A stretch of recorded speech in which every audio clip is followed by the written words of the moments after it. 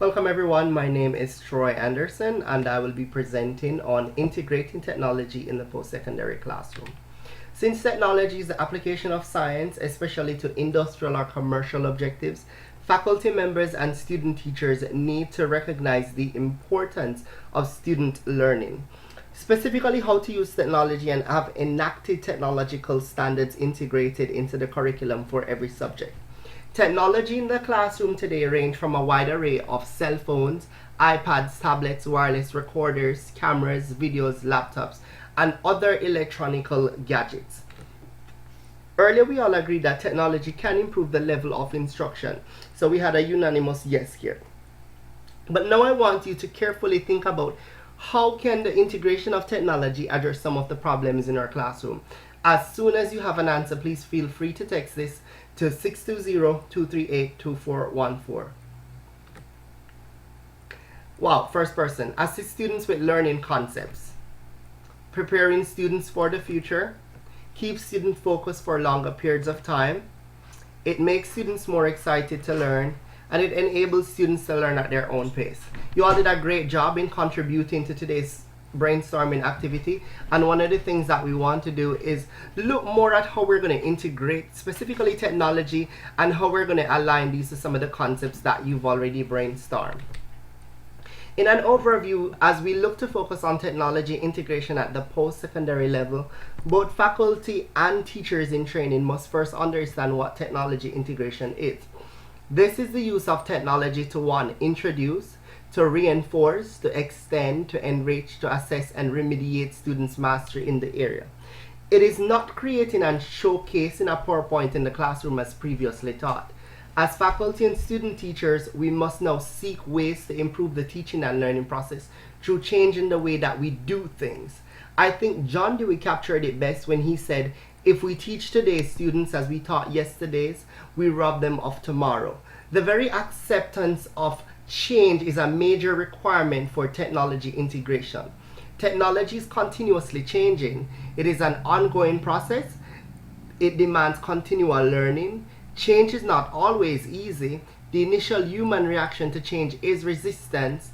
And so with that very resistance makes for slow change, but change is inevitably, especially for generation that we now have in front of us, and many theorists will refer to them as Gen Z or Generation Z. The very recent headlines suggest that Gen Z attention spans have shrunk to 8 seconds and that they're unable to focus for extended amounts of time. However, we found that with Generation Z or Gen Z actually have what we're calling highly evolved 8-second filters. Let's look at this video for an example.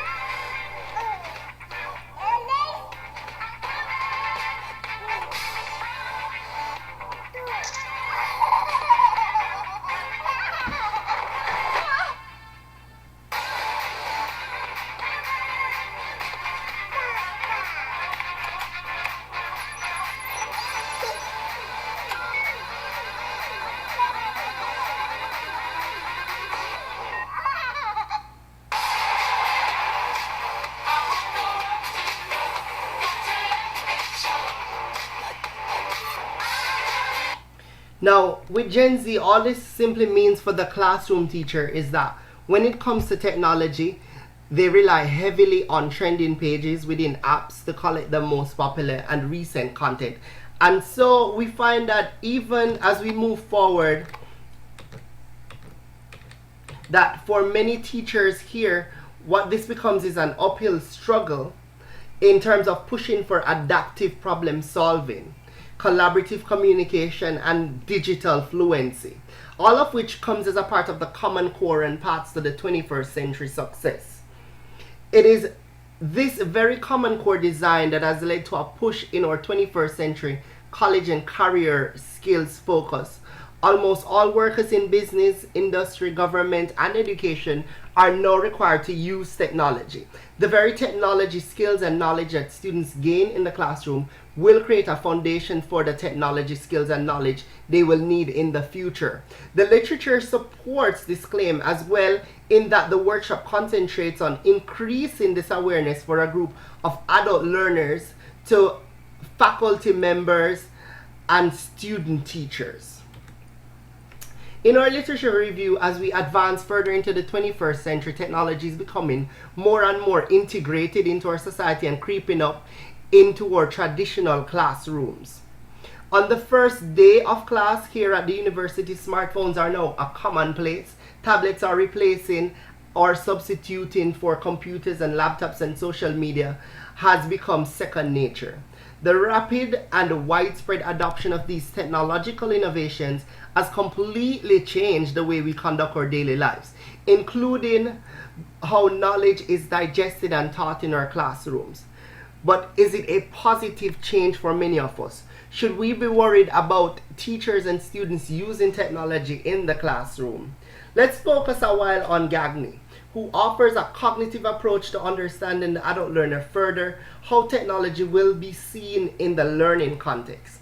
Here he talks and he proposes an eight-place model of learning, which may be summarized as follows here. Talks about the motivation, which he relates to expectancy. Apprehension, which he relates to attention and selective perception. He talks about acquisition, which has to do with the coding and the storage entry. Retention in terms of the memory storage. Recall in terms of retrieval, generalization for transfer, performance for responding, feedback for reinforcement.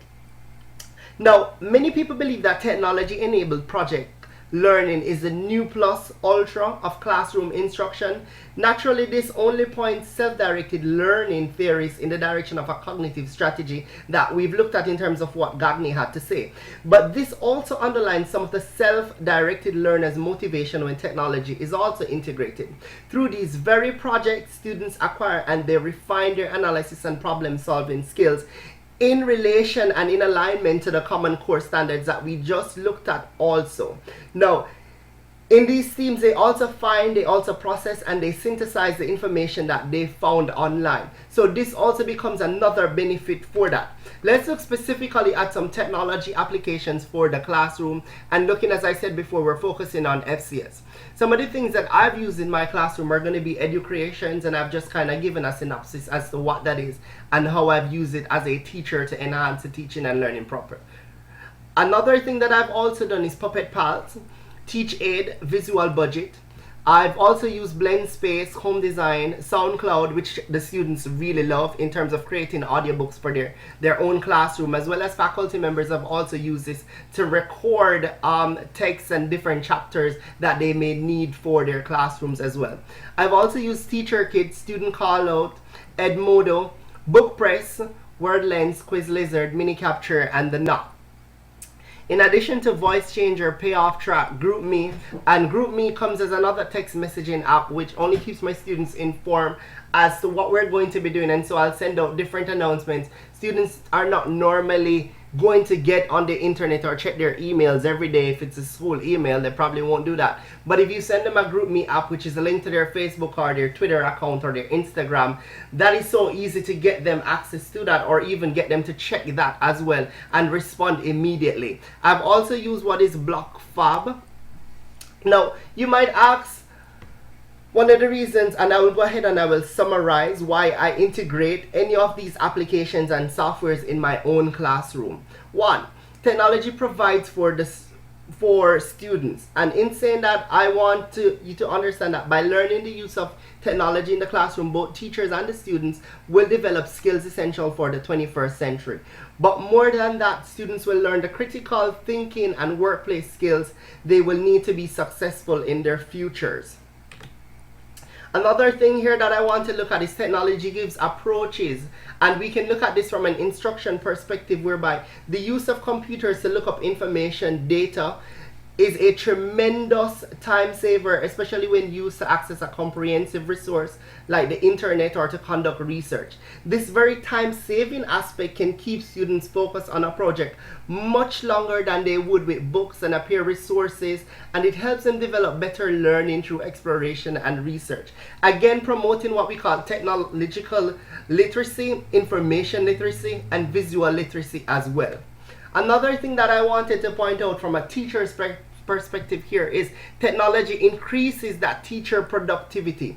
And when we look at it from that perspective, we can look at it and we can simply say that when technology is integrated into school lessons, learners are more likely to be interested, focused on, and excited about the subjects they're studying. Subjects that might be monotonous for some, like math and science, can be much more engaging with virtual lessons, tutoring, and the streaming of educational videos, allowing the teacher, in other words, to produce better looking and more student friendly materials much more quickly via this internet or the technology integration.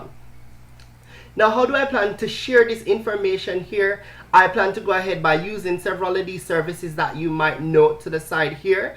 And some of these, yes, you will have to pay for them. There are some that are free. But in changing the way that we do things, it is important that we invest in technology as well and try to meet those students that are from our Gen Z area or era, to focus more and to focus better on engaging them in the classroom and the instruction that we're leading within that teaching and learning process. In closing, I wanted to look at assessment specifically. Now, with assessment, there are several things that I can look at here, but I'm going to say that education is no longer just about learning and memorizing facts and figures. It's about collaborating with others, solving complex problems, developing different forms of communication and leadership skills, and improving motivation and productivity. So with the use of a survey for my assessment tool to do both diagnostic and summative evaluation, one of the things that I'm going to look at here is the level of experience with technology and the teacher themselves, as well as the student teachers' comfort with and their attitude towards technology. So my survey focus will include technology integration. It will include technology access and support, preparation for technology use, perceptions of technology use, the confidence and comfort using technology, teacher and student use of technology, probably by presentation mode or how they're going to do portfolios or online submissions. Then lastly, technology skills and their usefulness. Now, my assessment here, in addition, the faculty and the student teachers both will follow the following underlying constructivist principle, and this is presented by Lebo 1993, who talks about one, acknowledging that change can be challenging and frightens most teachers at times, and also that some teachers are better prepared for technology integration than others. I wanted to skip down to the last one where it talks about looking at assessment from a strengthening perspective to kind of find out whether or not there are weaknesses to this or there are strengths to it, and how can the teacher move towards growing or even engaging intentional learning process, such as even exploring errors through evaluations or self-evaluations or peer assessment. Here are my references that I've presented today by Doe Nelson, Ilgard, and Atkinson, who talks about lecture outlines for note-taking for Atkinson. Ingard's Introduction to Psychology. Gagné, who talks about the conditions of learning, and so we looked at that cognitive perspective within the literature review. Lebo 1993, who talks about constructivist values for instructional system design, and one of the things that we linked that again towards was the assessment tool, both diagnostic and summative evaluation, that we're going to be looking at, and what specifically are some of the areas that we can look at for troubleshoot per se. I do hope that you've enjoyed my presentation this morning. Again, looking and focusing back on how we're going to go forward in terms of integrating technology in the post-secondary classroom, specifically looking at family and consumer sciences, but this can be applicable in general to any class area for any person who is lecturing at the higher education spectrum. I do thank you for your time and thank you for watching.